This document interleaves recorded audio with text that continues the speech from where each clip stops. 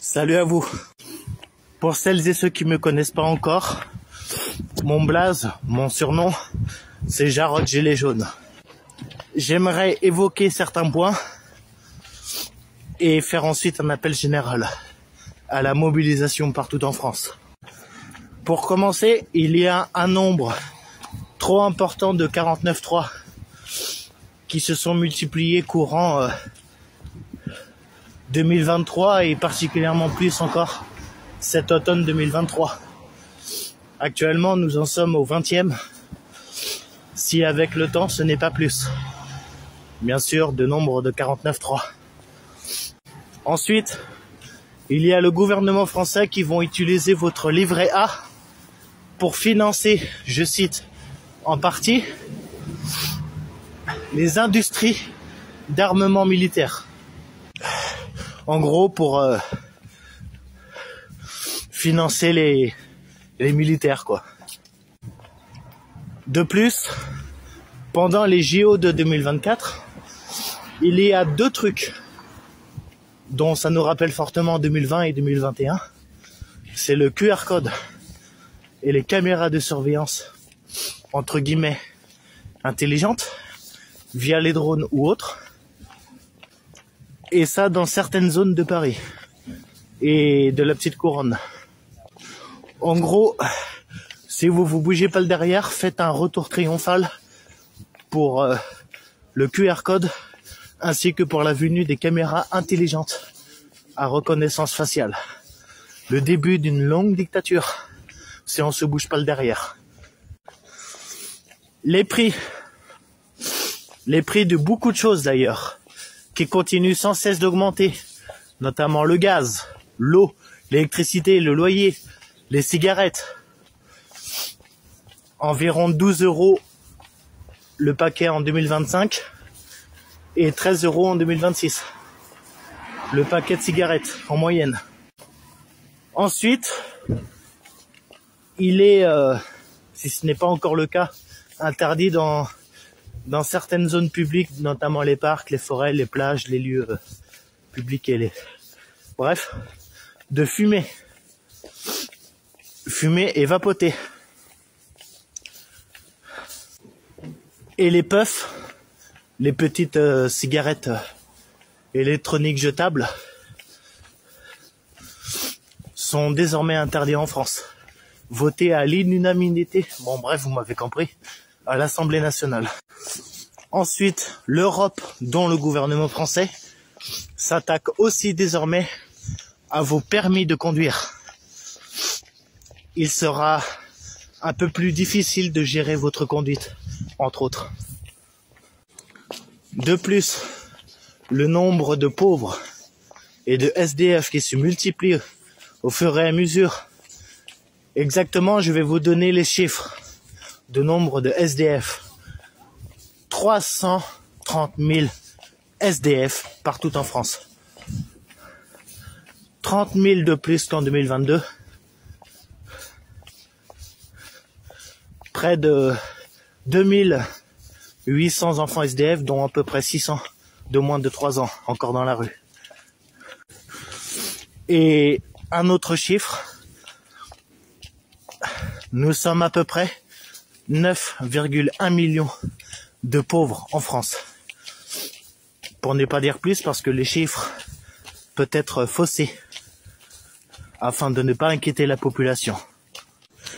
Mais cela reste tout de même un nombre trop élevé.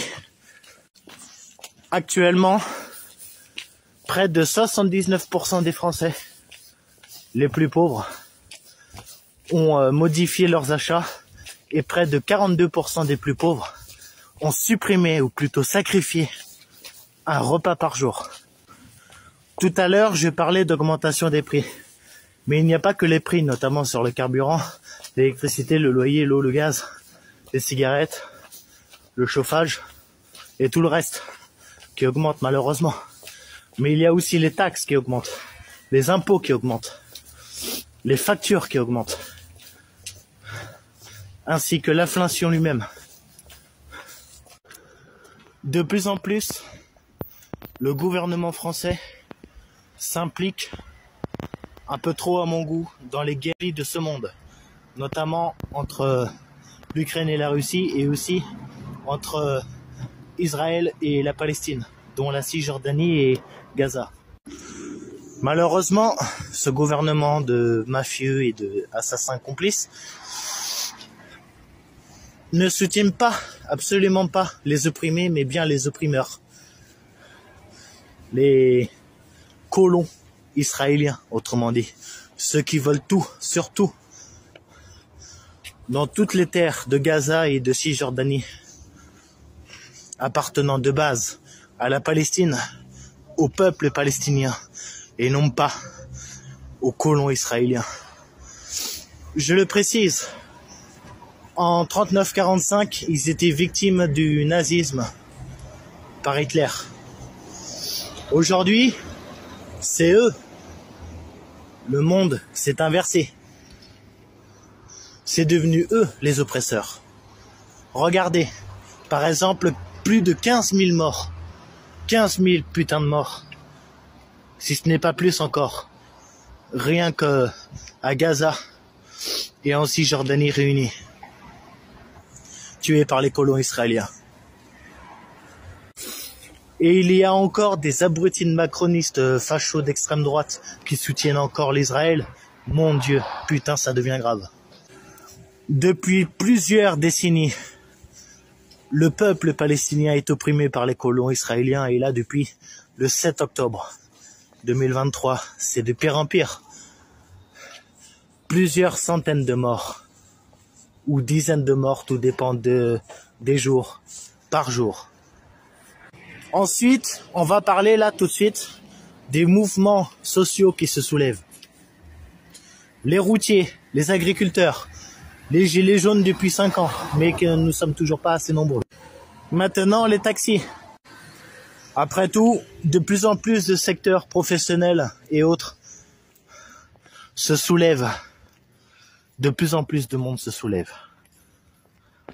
Mais à un moment donné, là, je vais passer à l'appel.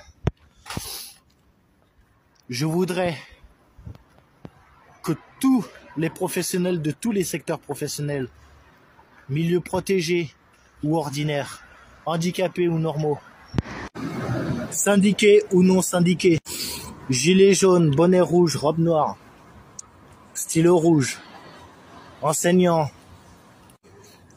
étudiants, lycéens, collégiens, antifa, ambulanciers, pompiers, soignants.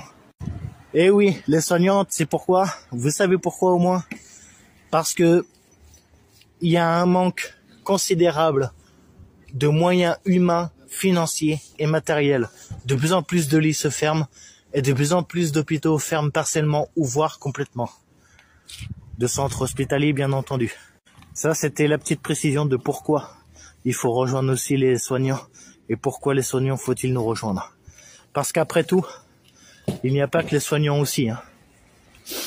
Il y a aussi le secteur salarié, ouvrier, chômeurs, retraités, parents, grands-parents, enfants, toutes les familles, amis, collègues, passants, même vos voisins, de toutes les croyances religieuses ou non-croyants, de toutes les classes sociales, de tous les âges, de toutes les origines, de toutes couleurs de peau. Bref, rejoignez-nous et rejoignons-nous tels que vous êtes, peu importe que vous êtes ou ce que vous êtes. Rejoignons-nous tous ensemble et unis partout en France à faire des blocages, des grèves. Si vous ne pouvez pas faire grève, alors dans ce cas-là, mettez-vous en arrêt maladie pendant le plus de temps possible. À faire des actions de visibilité et des actions coup de poing. Notamment dans les centres commerciaux, dans les ronds-points, les péages, etc. À faire des rassemblements et ou des manifestations mobiles ou statiques. Et cela, tous les jours, jour et nuit. J'en appelle à ce que toute la population, selon leurs possibilités de temps libre, et même toutes celles et ceux qui vont faire grève et qui vont se mettre en arrêt maladie, à se bouger tous les jours, toutes les nuits, à se remplacer les uns après les autres, à se relayer autrement dit, à faire en sorte à ce que ce pays se soulève. À très